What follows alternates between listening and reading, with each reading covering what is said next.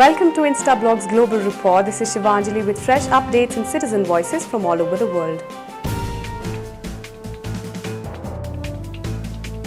Stories for the day are: Israeli cabinet planning evacuation of settlers from the West Bank. 6 months after its bloody election, Kenya still struggling to recover. Construction and past talks rise on India nuclear waiver. And Japanese invoking gods to protect their geek gadgets.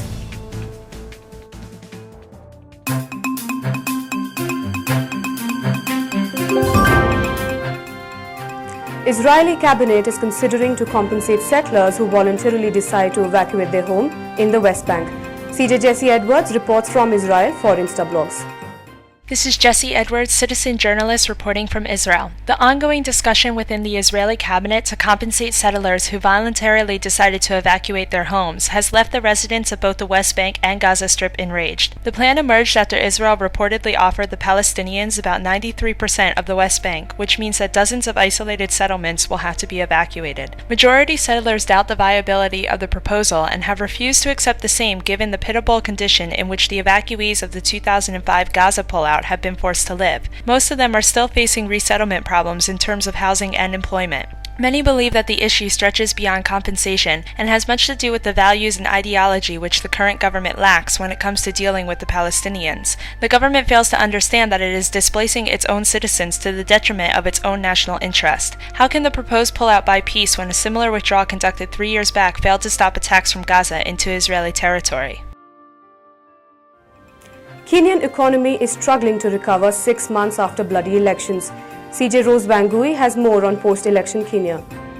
This is Rose, a citizen analyst reporting for Kenya for Instablogs. Kenya has obvious reasons to celebrate these days. One of these things is 14 medals won by the country's Olympic team in Beijing, and then watching Barack Obama, the son of a Kenyan civil servant, accept the democratic nomination to be president of the United States. But for how long will these things cheer up Kenyans when the country has yet to recover from the post-election violence that ravaged the country? Since the bloodshed of January and February, the economy's progress has been jerky, whether it's agriculture or tourism. Exports have been hit by high fuel prices. While the double-digit growth seems unattainable, the prevailing mistrust between Mr. Kibaki's Party of National Unity and Mr. Odinga's Orange Democratic Movement is denting investor confidence. Both the parties must understand that much has been lost to the mechanisms of fractured, ethnically divided politics in the past. The rift cannot be allowed to create hurdles in further progress.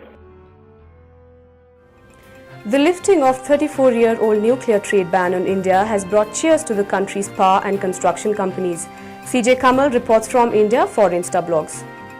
This is Kamal, citizen journalist reporting from India. The Indo-US nuclear deal is a boon for Indian power and construction firms. The shares of these companies rose this week on hopes of growing business opportunities after the nuclear suppliers group nations lifted a 34-year-old nuclear trade ban against India. This spells out good opportunities for the companies and the investors engaged in the power construction and power equipment businesses. State-run NTPC Limited Power Equipment Mill, Bharat Heavy Electricals, Arriva Trade and Development, Alstom Projects, Tata Power Construction Firms, Larsen & Turbo, Hindustan Construction Company and Government India have since the announcement registered a rise in their stocks. The deal will certainly help the growth of few local firms with expertise in building nuclear power plants. The construction of new nuclear power plants will also help generate economies of scale in terms of infrastructure, employment opportunities, etc.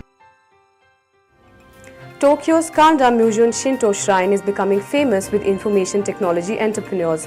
The temple is offering religious services to protect latest electronic gadgets from viruses and computer bugs. CJ Zach Pina reports from Japan for Instablogs. This is Zach Pena, citizen journalist reporting from Japan.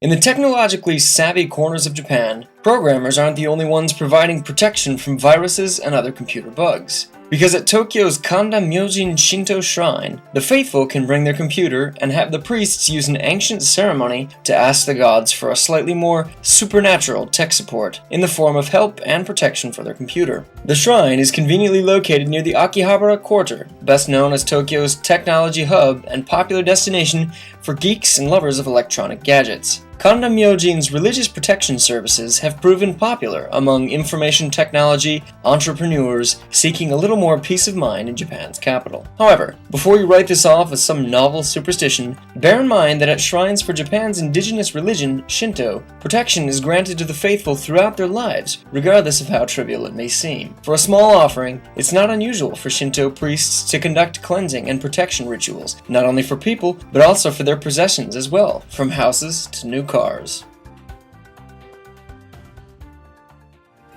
If you want your voice to be heard by millions, let Instablogs be your choice. You can contact us at cj@instablogs.com.